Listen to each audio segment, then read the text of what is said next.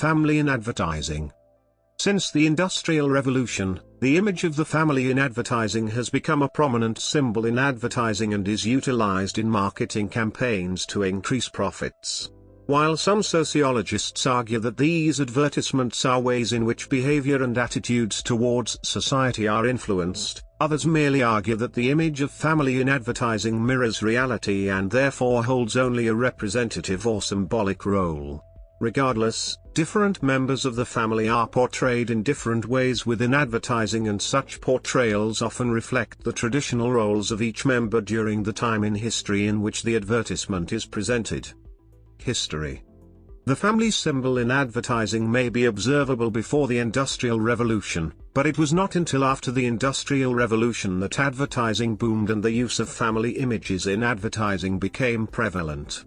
The Industrial Revolution changed advertising from informative flyers marking the availability of goods in 17th and 18th century Europe, whose audience were those within physical propinquity, to multi-million-dollar campaigns that attempted to instantly connect and persuade peoples from across the world. After the Industrial Revolution, large companies emerged as mass producers, products became branded, and customers began establishing brand loyalties.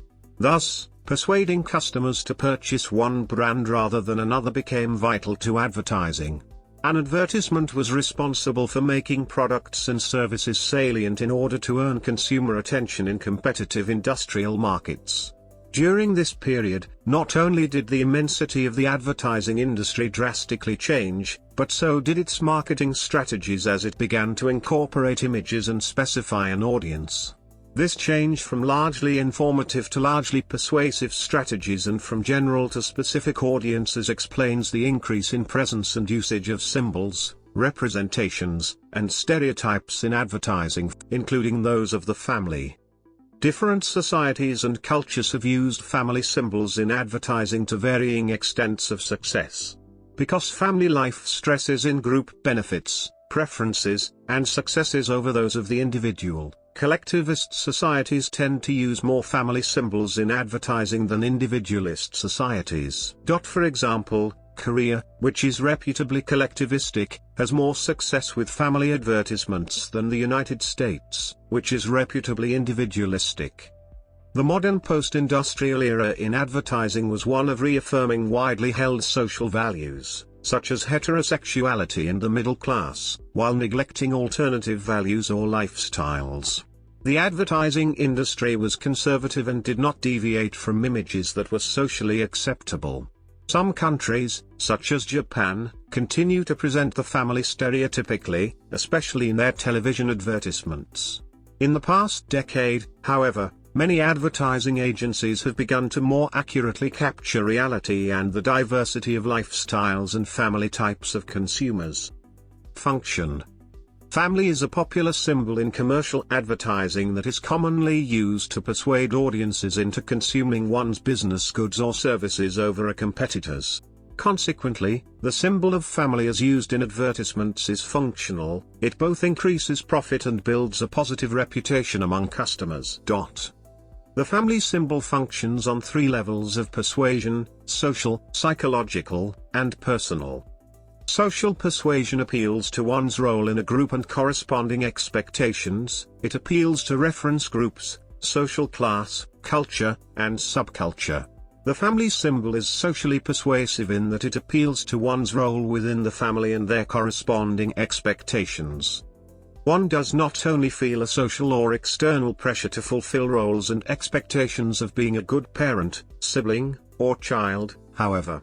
There is a distinctly emotional and internal pressure to be good due to psychological attachments in spousal, sibling and/or parent-children relationships.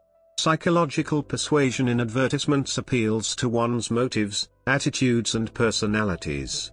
The family symbol is psychologically persuasive in that it appeals to the emotional attachments between spouses, siblings, or parent-child relationships. To continue the above example, the mother not only wants to purchase a product that purportedly limits irritation or harm for her child due to her social role and expectations, but also because she feels an emotional attachment to her child.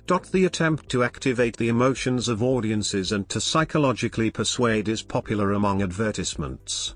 Family affects us significantly on this psychological level, the level at which advertisements are most effective.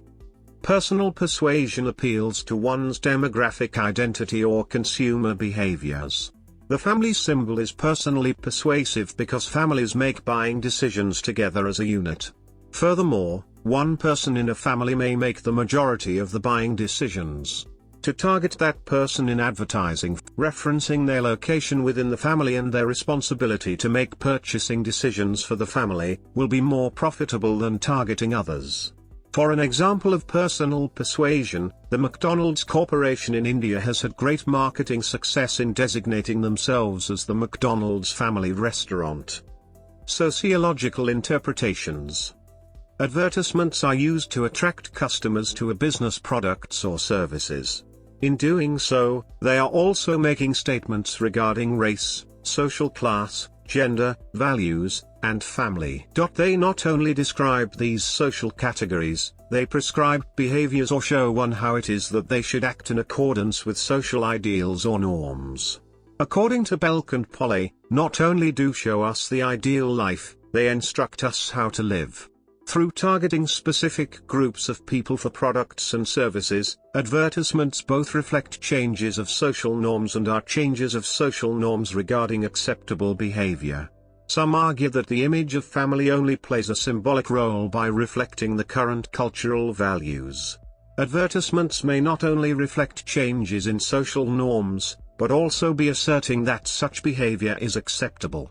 As a result, sociologists have challenged the public to study ads containing images of the family not just as marketing messages but also as vehicles for behavior and attitudes towards society.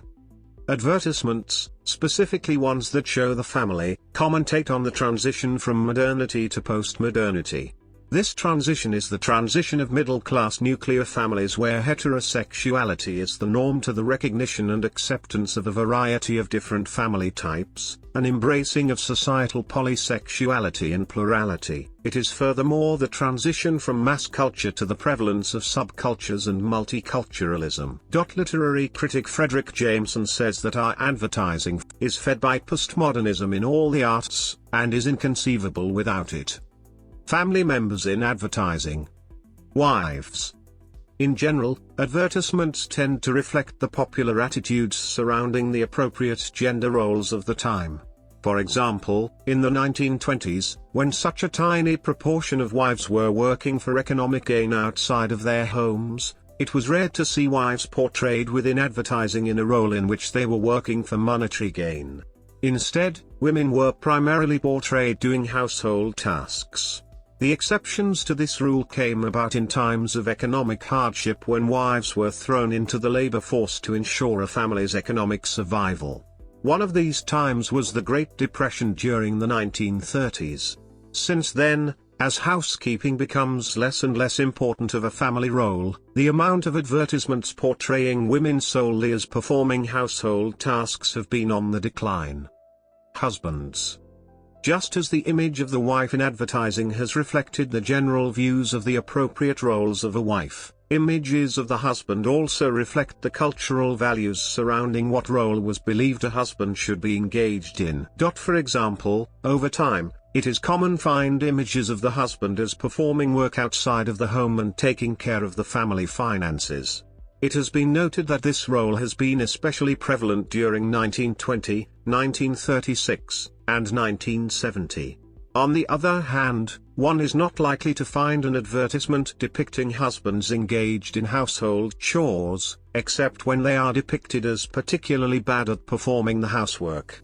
In addition, it has been noted that over time, the portrayal of husbands and wives in an intimate, romantic relationship has been on the rise. Mothers and fathers. Throughout history, mothers have been portrayed as the primary physical caregivers of children. Physical caregiving includes tasks such as breastfeeding and changing diapers. Some theorize that this has to do with the idea of women as having a natural instinct towards motherhood. Fathers, on the other hand, have been more likely to be portrayed in play activities with their children and are often more likely to be shown interacting with sons than daughters. Similar to the decline over time in wives as being portrayed solely as housekeepers, the portrayal of mothers as the primary physical caretakers of children has been on the decline. Instead, there has been an increase in the portrayal of mothers as facilitating recreational activities with their offspring. Other family members. Much like fathers are depicted primarily in recreational activities with their children, other male members of the family, including sons and male grandchildren, are portrayed in play activities the majority of the time. Young female members of the family are depicted similarly in play activities, but nevertheless tend to be more likely shown in activities related to chores and child care. In addition, the image of the grandparent has been largely non-existent in advertising. It is important to also note that images of the family depend upon the specific source in which the image is found and the type of audience that the source aims to reach.